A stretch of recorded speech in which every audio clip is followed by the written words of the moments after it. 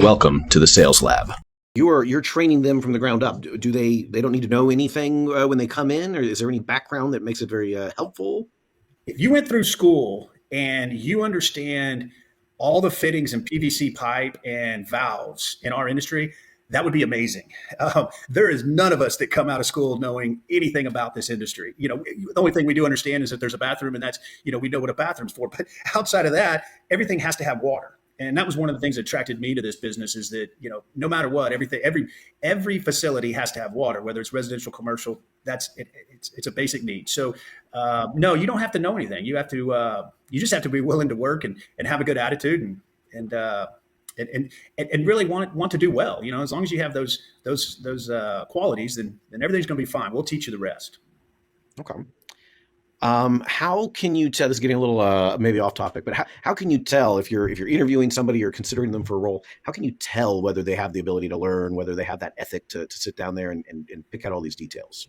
I think the right answer to that question is I can't. I know that's not what everybody wants to hear, but the truth of it is, an interview is answer. It's the most difficult thing. I have found over my career, when I really get to know somebody in their early career stages, it's usually somewhere around that 6-month mark. Once I've been able to be engaged with them and see how they do over that first 6 months, that's really the interview to me. And at that point, you can tell if they have that competitive nature, if they have that drive to be successful, that they have a work ethic and a great attitude. I've always said, look, give me two things: give me great work ethic and great attitude, and the rest of it I can teach you, but I cannot teach you those two things. So it's pretty simple in my world. Absolutely. And then, are there any times in this business where the selling is not technical? Yes, I think there's a part of our business that is very repetitive, very, very, very repetitive. And a good example would be building a house. Pretty much the material that goes into a house, for the most part, is the same. And so there's not a lot of technique. It's more of, hey, we need this and we need it in bulk because the contractor's going to do 2,000 homes in Houston this year, and they just want it over and over and over again, the same thing. And so it loses a little bit of that technical feel to it. That would be really the only time that I would say it's not as technical. Okay. Good. And you mentioned work ethic. You mentioned the ability to learn, the attitude. I'm going to ask a similar question. I'm going to try to rephrase it. We'll see what this does. But if I'm a young person trying to get hired into Winston Water Cooler, what can I do to signal, or what can I emphasize about my background or education or experience that would make you think, hey, this person has those ingredients?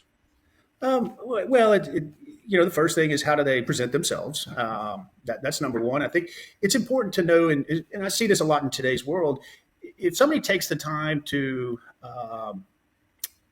have the right attire on, to be presentable when they walk in, that's the first step. So that's number one. Number two is, I would say, I always love to ask the question, are you competitive? And I think if somebody wants to be in a sales role, sales is a very competitive type role, and it doesn't matter what industry you're in. So having that competitive nature and making sure they tell the person that who's interviewing them, if they make sure they let them know that they are competitive, they want to do well, that's a good way. Because again, we're not looking for technical knowledge. We're looking for that type of person, and it typically is a competitive, a drive to succeed type person. That's the key to the hiring process for us.